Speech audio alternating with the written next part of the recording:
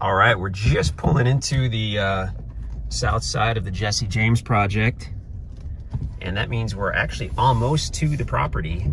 In fact, you can see the log cabin back there. I'm gonna roll the window down. So we come in, follow the easement road, and go just a couple hundred feet basically, and then the driveway, the private driveway, is going to cut down to the left, and that's going to go to the property. So the easement road actually continues. It is an existing road. It just hasn't been widened out and graded and graveled and all that. So the easement road continues straight east, and the property actually has about 300 feet of frontage on the easement road going that way. So you've got all that timber right there. The private drive itself cuts down to the north. So now we're not on the easement road system anymore. We're on the private driveway to the cabin. You're gonna have trails all over the place. We're looking right into the sun for the most part, so everything's gonna look a little dark in this morning video.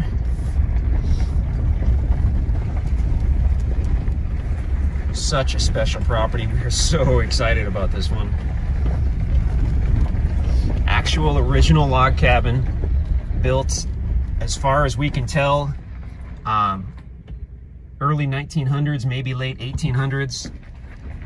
The exterior structure is probably just about how it was, other than the roof, just about how it was when it was built as far as the logs. There's been some updates to the inside, electrical and plumbing and that stuff. There's actually, I kind of missed it, but there's a bit of a circular drive here, which is cool. You've got trails going off all over the place.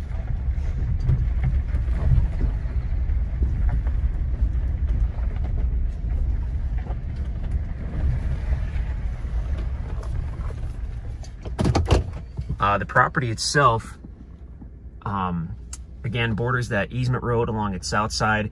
It goes northerly.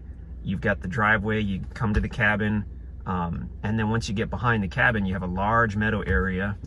As you go north from there, it transitions into big timber again. So here's the cabin. I think we have a separate video where we kind of walk through the cabin and go into detail on that. So we'll either splice that in or we'll just add that separately. Really amazing log cabin. The workmanship that went into that when they built it is unreal. Just really quickly on the cabin, most actual authentic log cabins that we've seen are basically square or rectangular, because that was much easier to build than adding bedrooms. In this case, it's got a main square part, kind of where the great room is, on that corner. It's got the kitchen area, and then it's got two separate bedrooms that are also log and look like they were done at the same time. So if you see all these cross tie logs kind of in the center there, that doubled or tripled the workload when they built this cabin. So this was set up from the start as kind of an upscale cabin or home. Okay, trailer not included, sorry. So as we look southerly, there's the big meadow area. Beyond that, transitions back to timber and then slopes down to that beautiful, beautiful creek bed on the north side. Looking northerly, did I say that? I think I did. Whoops, there we go, right here. One of the many, many unbelievably special features of this property, you do basically have your own private vineyard, or at least a couple dozen mature grapevines that we're told were used as a vineyard. So you've got 3 rows. It's early spring and they're all, from what we see, it looks like they're all starting to bloom or leaf out or whatnot. These, we discovered, are fruit trees. So we've got what we believe to be, I think, a pear tree, a couple pear trees. That's a pear tree. We cracked its secret code by reading the old label that says pear. And probably some apple trees and plum trees as well. Big, big mature timber. Monstrous oak tree. The only time we see oak trees that big are in or very close to old building sites. for that oak tree to survive 200 or 300 years and never be logged for any reason, it probably had to be in a building site this whole time, because those were about the only trees that escaped logging for generation after generation if they were right in the immediate yard of a building site. Gorgeous meadow. We'll do a drone video. That's a great way to see this property because it's big. You've got several other smaller fruit trees over there. I'm not sure what that pole is. Maybe an old bird feeder. Whoops. Watch out for this. We discovered this on our second trip here. Appears to be maybe some kind of old hand-dug well.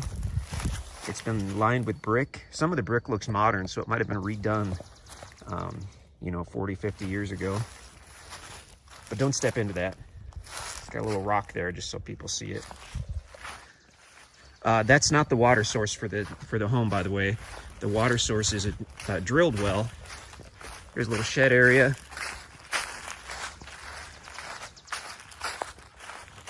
Here's the back of the cabin. It's on what looks like some type of original rock foundation. It does have some breaks in it. Overall, everything looks pretty solid to us, but you be the judge. There's one bedroom where clearly the floor is sloped and has been for the last few decades. Took us a while to figure this out until one of the guys just told us, oh, that's just an RV plug-in. So that's kind of handy. They've got some extra slack so you could presumably pull your RV maybe in here. Watch out for that line. Maybe pull it to the other side of the propane tank.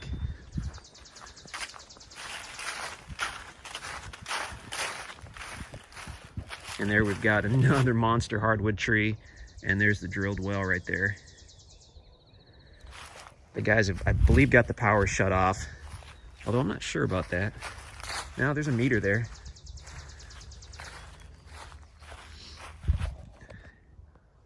Okay, let's do a drone video on this one because that's really the key on this property.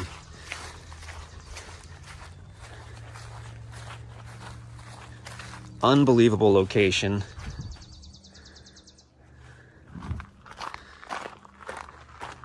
You've got the tiny little town of Dixon, less than about 5 miles away for your gas and groceries. And then we're only about 10 miles from I-44. And once you get to I-44, you can get to St. Louis in a couple hours, or Springfield in about an hour and a half. Springfield, Missouri. Stunning, stunning property. We're gonna see if we can do a nice long drone video. So the Jesse James project was part of basically a large, more or less, lodge. This would have been, I guess, the main lodge on it. So the hunting out here, it's been managed using quality, that's why I focused on the sign, QDMA, Quality Deer Management Association practices for decades. So the deer, the turkey, if you're a hunter, I mean, awesome. If you're not, then get your camera ready because you're gonna see some big, beautiful animals out here. Little fire pit right there, that's kind of cool. That'd be a good spot to roast some marshmallows right in front of your cabin. Okay, we can't wait any longer. We're doing a drone video on this one. What a property.